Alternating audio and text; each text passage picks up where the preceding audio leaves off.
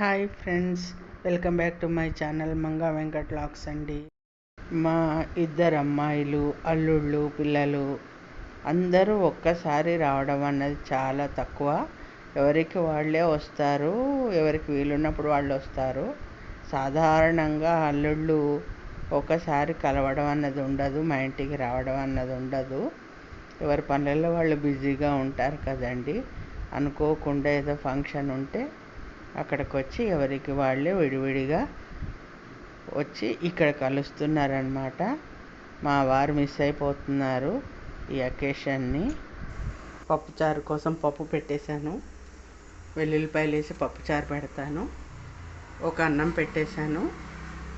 ఇగో బంగాళదుంపలు వేపుడు చేద్దామని చెప్పి, అదే ఈజీ కదండి, అందరికీ తొందరగా అయిపోతుంది.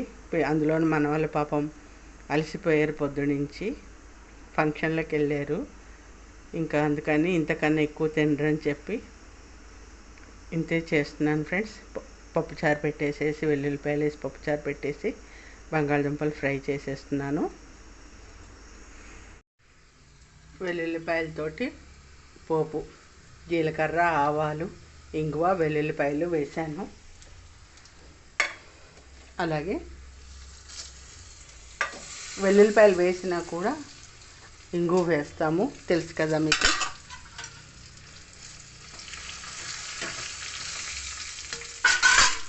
ఇక్కడ ఇనప మూకుడు పెట్టేశానండి, ఎక్కువ చేయాలి కదా కూర. ఇంకా వాళ్ళు వచ్చిన తర్వాత ఈ కూరలు అవి చేయడం చూపించడం అన్నది కుదరలేదండి.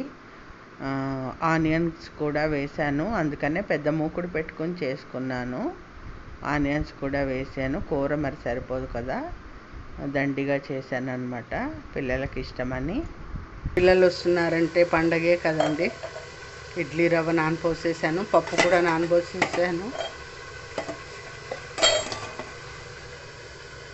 రుబ్బాలి, గ్రైండర్ వేయాలి. తెలియకుండా సర్ప్రైజ్ కోసమని వీడియో తీస్తున్నాను, వాళ్ళకి అసలు తెలీదు. మా మనవడు నాకు సర్ప్రైజ్ ఇవ్వడం కోసమని ఎవరో బెల్ కొట్టినట్టు కొట్టి చేస్తున్నాడు.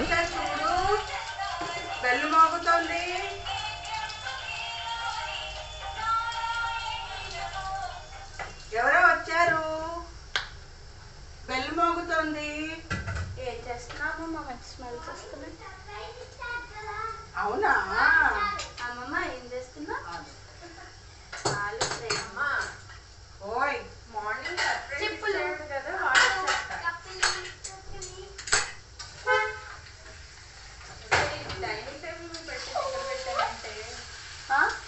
డైనింగ్ టేబుల్ పెట్టింది ఇక్కడ పెట్టావు. గాజులు లోపల పెట్టి తీసుకున్నా, బ్యాగ్ లో పెట్టుకో. అమ్మా చెయ్యాలి ఏమన్నా? ఏమన్నా ఏంటి అది వేస్తున్నావా? పప్పు ఏంటి? నేను ఇప్పుడు వేస్తున్నా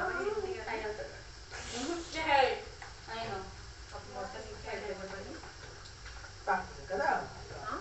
ఒక్కసారికి ఏమైపోతుంది అంటే ఆవిడ వస్తారనుకోలే, నేను ఇటు నుంచి డైరెక్ట్ షాప్ అనుకున్నా.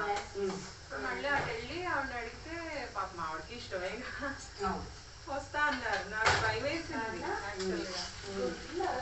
కూర్చున్నారులే షాప్లో, ట్రయల్ రూమ్ దగ్గర కూర్చోబెట్టి. పాపం ఫంక్షన్లలో పిల్లలు సరిగా తినలేరు కదండి. అందులో వాళ్ళకి ఆలు ఫ్రై అంటే చాలా ఇష్టం, నలుగురికి కూడా. అందుకే అదే చేసేసాను, ఈజీగా కూడా ఉంటుంది కదా.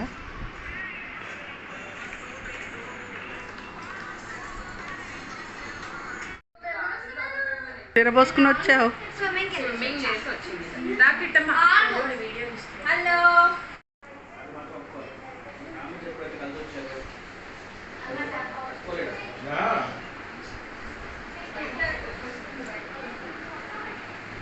అక్కడ చాలా పనులు ఉన్నాయి.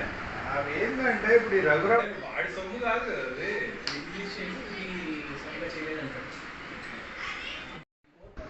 వాళ్ళ తోడళ్ళ కబుర్లు, అలాగే